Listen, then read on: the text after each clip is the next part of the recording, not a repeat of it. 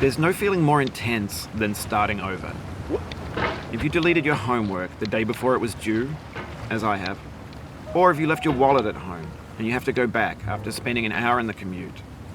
If you won some money at the casino and then put all your winnings on red but it came up black. If you got your best shirt dry cleaned before a wedding and then immediately dropped food on it. If you won an argument with a friend and then later discovered that they just returned to their original view. Starting over is harder than starting up.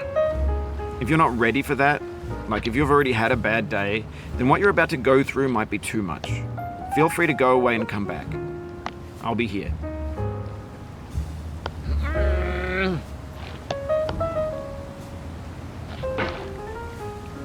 Alright, thanks for coming with me on this trip.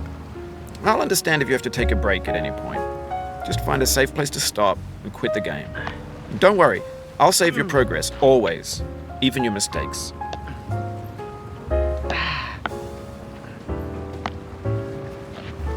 This game is a homage to a free game that came out in 2002, titled Sexy Hiking. The author of that game was Jazzuo, a mysterious Czech designer who was known at the time as the father of B games. And B games are rough assemblages of found objects.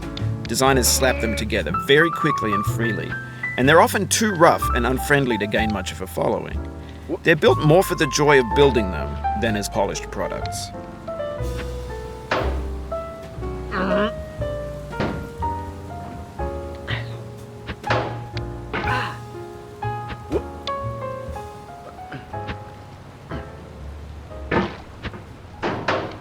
In a certain way, Sexy Hiking is the perfect embodiment of a B game.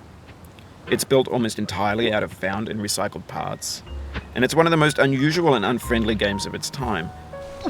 In it, your task is simply to drag yourself up a mountain with a hammer.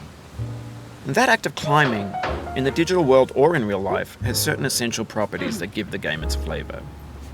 No amount of forward progress is guaranteed. Some cliffs are too sheer or too slippery.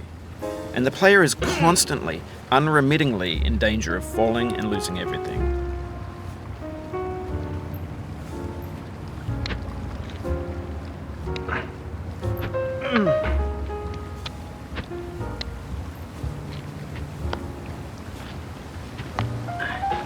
Anyway, when you start Sexy Hiking, you're standing next to this dead tree that blocks the way to the entire rest of the game.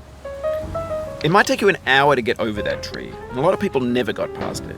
You prod and you poke at it, exploring the limits of your reach and your strength, trying to find a way up and over. And there's a sense of truth in that lack of compromise. Most obstacles in video game worlds are fake. You can be completely confident in your ability to get through them once you have the correct method or the correct equipment or just by spending enough time. In that sense, every pixelated obstacle in Sexy Hiking is real.